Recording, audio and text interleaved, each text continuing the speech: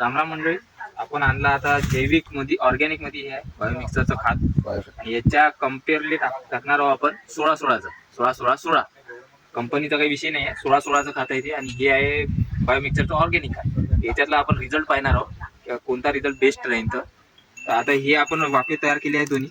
याच्यात आता पहिले फर्स्ट स्टेज म्हणलं तर आपण हे खत टाकणार आहोत. असं या पद्धतीने खत टाकण्यात आलं. आता याच्यावर पुन्हा एक मातीचा थरी आणि हे एवढंच आता आपण टाकू. हे वाला 16-16 एक दोन झाकणं हे पहिले बायोमिक्सरचं टाकलं होतं. आता हे दोन झाकणं आपण टाकणार आहोत 16-16. हे बघा असं दाट दूर स्वरूपात मस्त. आणि याच्यावर ही माती. तर ह्या आहे 11च्या लाईनी तुरीच्या आणि सोयाबीनच्या. हे सॅम्पल साठी टाकलेलं बियाणं आहे. हे बियाणं आहे आपल्या घरचं, त्याची त्यांना आता थोडंसं कमी जास्त होणारच आहे. पण तुरी 100% गॅरंटी आहे का तुरी हे 55 दाणे निघणारच आहे. याच्यात बायोमिक्स मध्ये 55 दाणे तुरीचे. आता याच्यावर आम्ही माती टाकली. 55 दाणे सोयाबीनचे आहे. तर हे दोन्ही याच्यात आपण सॅम्पल घेतले. 16-16 आहे आणि हे आहे बायोमिक्सचं खत, जैविक खत आहे बायोमिक्स. आता याच्यात आपल्याला उद्देश एवढाच होता का आपण दरवर्षी जे खत जे टाकतो त्याच्यात रिझल्ट किती % भेटते आपल्याला. आता हे 16-16 खत आणि हे बायोमिक्सचं, त्याच्यात आपण कंपॅरिझन करणार आहोत की दोन्ही खताचा रिझल्ट किती प्रमाणात भेटते आपल्याला.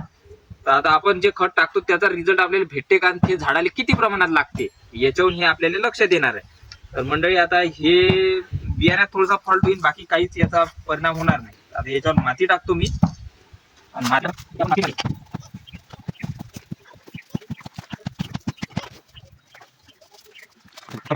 हा प्रयोग आहे आपला जमिनीवर, टपात नाही आहे, कोणी काहीच नाही. हे काळी माती आहे, पूर्ण मातीवर प्रयोग आहे. हा प्रयोग आता पाहू आपण किती % सक्सेस होतो. तो या खतात खरंच पॉवर आहे का, बायोमिक्स मध्ये पॉवर आहे का, 16-16 जे आपण दरवर्षी वापरतो त्याच्यात पॉवर आहे. हे फरक सगळं स्पष्ट करून देणार आहे कोणत्या खतात किती पॉवर आहे म्हणून. आणि मला पुढच्या वर्षी आपण त्या खताचा अवलंब करू.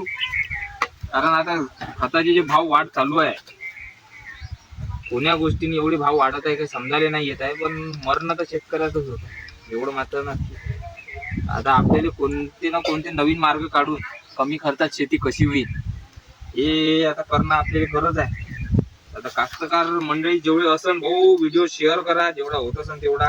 पोपटे हो, तुमच्या माय बापाचे पैसे वाचले पाहिजे. जे कोणी पाहत असेल अशा त्याच प्रकारचे नवीन व्हिडिओ आपले येत राहील. फॉलो करा, सबस्क्राईब करा. युट्यूबवर आपलं चॅनल आहे.